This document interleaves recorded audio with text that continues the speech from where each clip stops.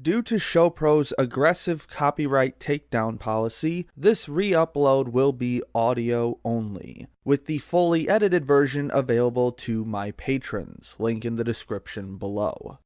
Well, Rise of Darkrai set a pretty competitive bar for the rest of the Sinnoh movies to reach, but I was still pretty confident in the next film, Giratina and the Sky Warrior. I didn't remember much about this one before rewatching it, but I do remember really enjoying it the first time I saw it, and it gave me two of my favorite legendary Pokemon. Does it still hold up today? Let's take a look. One day, while resting by a lakeside, Dialga is suddenly attacked by Giratina, who pulls Dialga down into the distorted mirror-like dimension known as the Reverse World. However, a shaman that happened to be nearby accidentally gets pulled in along with Dialga, but manages to escape by releasing a massive burst of energy. Later on, Ash and friends meet that same shaman and try to help it reach a flower field where it can be with the rest of its kind. Can Ash and friends safely escort shaman? And why does Giratina continue to pursue them? There's this strange phenomenon that seems to happen with a lot of anime films where the film is divided into two distinct halves that almost feel like entirely different films, and this one is probably the most clear-cut example of this I've seen yet. The first half consists of a surprisingly strong blend of cute high-flying adventure stuff with Shaman, and mildly disturbing and twisted encounters with Giratina in the Reverse World. Admittedly, Shaman's personality is a bit of an odd choice. I have no idea why they picked the Himedare snobby princess archetype, but it actually kind of works, and it got a few good laughs out of me with how Shaman constantly picks on Ash throughout the film. It still feels kind of out of place since we don't get any indication of why Shaman is like this, but hey, at least it's not Celebi. The way that they film Skyform Shaman, which just so happens to be one of my all-time favorite Pokemon designs, is absolutely exhilarating, with quick and controlled tracking shots that give off a true sensation of flight and the excitement that comes with it. Giratina was also really cool to watch in the first half with how menacing it is. You really get the sense that this is some terrifying Lovecraftian monster from another dimension, especially with how easily it takes on Dialga. Giratina just feels so massive when it swoops by, and the way it moves feels somewhat alien and unnerving. The way the story plays around with the Reverse World is pretty fun too. There's a lot of cool camera tricks that give the Reverse World a sense of uneasiness and keep the characters and the viewer off balance.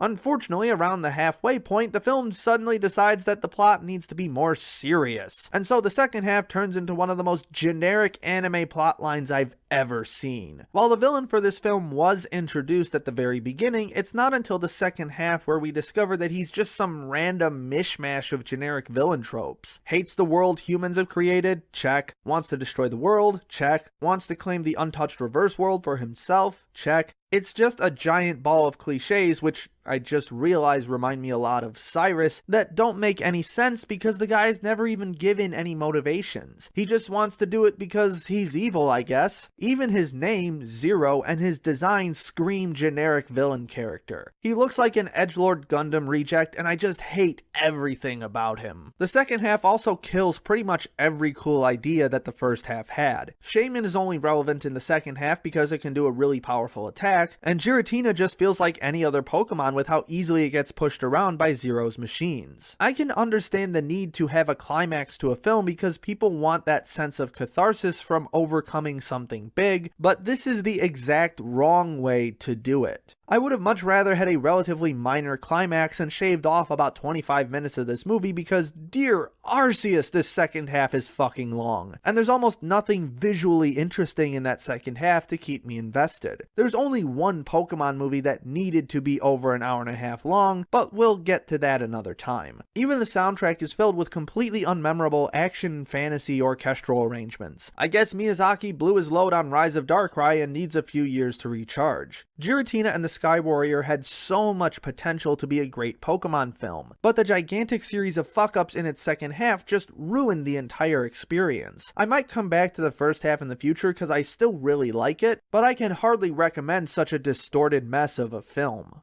That's it for this video. Tomorrow we'll be going even further into the Sinnoh mythos with Arceus and the Jewel of Life. And don't forget to check out my other content while you wait. Special thanks to Jan Rogowski, Rourke Tinjoin, JJJ User, Kushina Minami, and all my other patrons for their generous support.